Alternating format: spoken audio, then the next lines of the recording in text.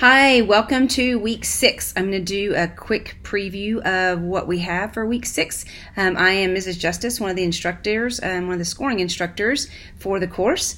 So I just want to give you a brief overview of what the week is going to look like. This is kind of a big week coming up. We're in week 6. We're getting closer to the end of the term, which I know is exciting, but we do have that one big paper left to go, the problem practice.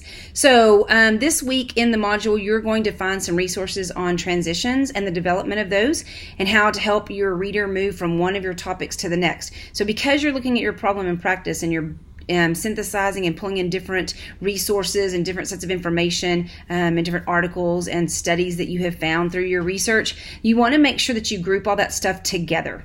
You want to make sure all those similar ideas fit together, and then that you move the reader seamlessly from one idea to the next. So as you kind of think about that, like how is the best way to do that? Check out the resource in the module because it's got some really good information about how to do that. A transition statement is kind of like a little preview statement of the next paragraph. And so it just kind of helps things flow. It's not, it doesn't feel like you're jumping from one idea to the next. So a really good transition will feel like you're just flowing right through the paper and the ideas flow together rather than feeling disjointed like they don't fit together. The other thing that you'll find in this week's resources is how to add comments to a Word document. So for one of the assignments this week on Wednesday, due Wednesday night at 11:59, you will have a sample research paper, basically a sample product there that's already been completed, and you're going to score it. You're going to grade it, and so you have to leave feedback on that. There's some things in the rubric that are very specific about things that you need to say, but you're basically looking at it the same way we would look at your papers, right? So we're looking for APA format. We're looking to make sure things flow correctly. We're making sure that the words are spelled correctly. We're making sure the punctuation is correct. There's a place where you're going to add a transition. You're going to insert that transition into the document. So make sure that you're clear on that and you don't forget where that's going to go. There's a couple of options and ways you can do that. You can do it as a comment, or you actually can go in and type on the document. So either way, just make sure you're aware that you will be adding something, inserting your own words into that document. And that's due on Wednesday.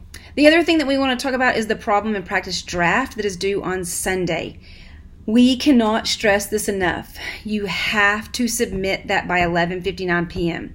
If you do not submit it by that time, you will not get your 2 peer reviews. You won't get your paper assigned to 2 peers to review. There we go. That's a little better. And so it's very, very, very important that you take a look at that and that you are planning ahead for any type of catastrophe that might happen, right? Bad weather, some emergency comes up. But if you don't submit it by 11:59, then you will not get your paper assigned to 2 peers, which means you will not get peers assigned to you, which means you lose the points on that part of the assignment. So you want to make sure that you have indeed submitted that by 11:59, because again, if you do not submit that by 11:59 on Sunday night, even if it's 12 o'clock, the system will not assign you 2 papers. So you need to make a really conscious effort to make sure that you've gotten that submitted, that you're good to go. You may feel like it's not the best and it's not done and I need to add and I need to revise. Remember, this is a draft.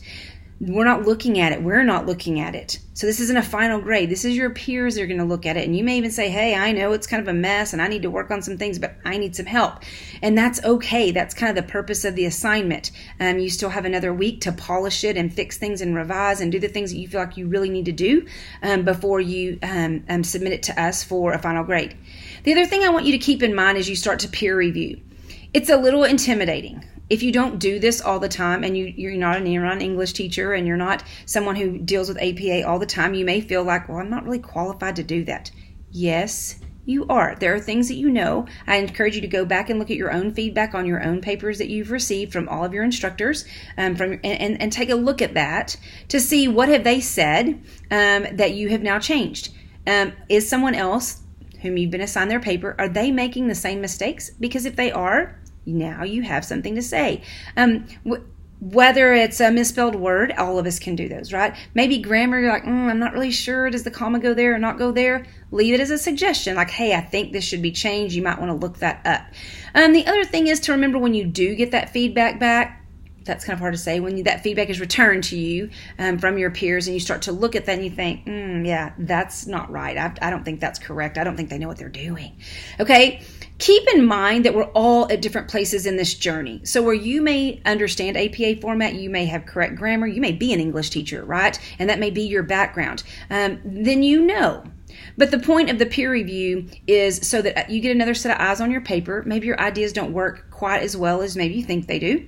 Maybe they're perfect and they're awesome and they're wonderful. And you just need that validation too. So kind of keep in mind, you are the author of your paper. So whatever you choose to do, that's going to be your choice. If you choose to make the changes that someone has suggested, that's your choice. If you choose to go out and research those changes to see if they actually are what they're supposed to be and they are correct, then that is your choice as well. So keep in mind that you're not getting this maybe reviewed in a way that maybe you think, oh, well, I should because it's a review. But just keep that in mind that, again, everyone's at a different place in this journey. Not everyone's an English teacher. Not everyone works with APA every single day. Not everyone has looked at a lot of these types of papers, and that's okay. And again, if you're intimidated, don't be. We all bring something to the table, and we all have something to offer. With that in mind, I do want to talk about one last thing, and that is some Zoom meetings that we're going to be offering after you have turned in your draft. Next Sunday, right? After you've turned in that draft, and before, Sunday, getting my dates confused. Once you've turned that draft in, and before you turn your final draft in at the end of week 7. So we are offering as a department as a course, some Zoom meetings so that you can ask some specific questions about, okay, the review said this, or I'm still kind of messing this up, or I don't understand this, or my thesis statement isn't working. I can't figure out how to make it sound the way I need it to sound.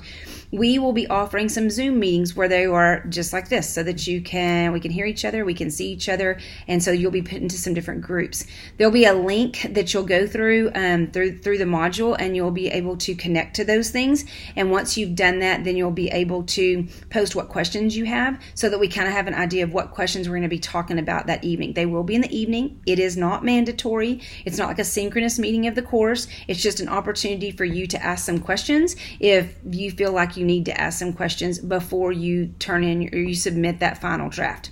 So be looking for those. If you have questions about the Zoom meetings, feel free to ask, like, hey, exactly what do we need to do? Do we have to be there the whole time? We're basically setting as a team, as an instructional team, we are setting 2 hours out. I think it's Monday, Tuesday, Wednesday of a week. That week that you'll be turning in your draft, your final copy, we'll be setting those out so that we can meet with you and we can talk about those things. We haven't done it before. It may be a little crazy, but we think that's a great thing to offer. One, so that you can see us face to face. We can talk kind of face to face, even though we're not together, but that you can get rid of, ask any questions, get rid of those kind of frustrations or any, things that you're worried about before actually turning in that final paper of the course. So week 6 seems like there's not a whole lot to do except that draft, right? And again, I can't stress enough, please, please, please make sure that you submit it by 11:59. That's the big thing. And other than that, I hope you have a great week. Again, the end is near. Once you've done that draft, you're going to feel a huge weight lifted off your shoulders because really all you're going to do after that is revise it, polish it, make it amazing, and then submit it. And then you're done. You're done with the writing course, and you're moving on to your next program. So good luck and have a great week.